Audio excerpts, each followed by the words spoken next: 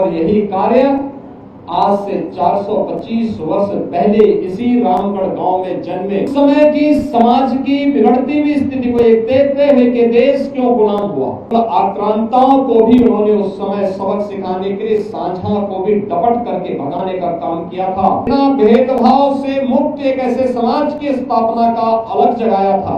अस्पृश्यता के भाव को त्यागना होगा, तभी ये देश सुरक्षित हो पाएगा।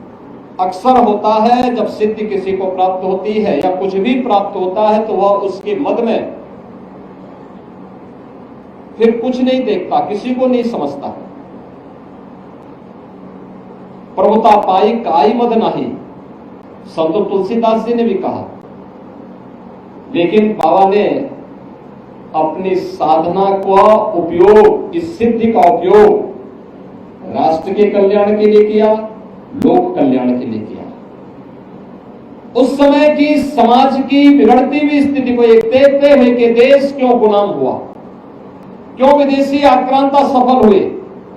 एक तरफ उन्होंने समाज को जोड़ने का काम किया, दलितों को, आदिवासियों को, वनवासियों को, गिरवासियों को बिना भेदभाव से मुक्त एक ऐसे समाज की स्थापना का अलग जगाया था जो एक अघोराचार्य को ही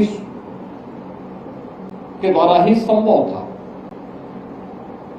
एक योगी के द्वारा ही संभव था, एक संत के द्वारा ही संभव था।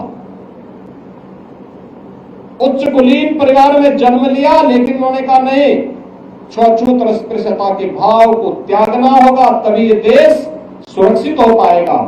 और यहाँ के दलितों को, वनवासियों को, यहाँ के जनजातीय समुदाय को उन्होंने बड़ी संख्या में अपने शिष्य के रूप में स्वीकार करते हुए उनके जीवन को प्रशस्त करने के लिए अनेक कार्यक्रम चलाए।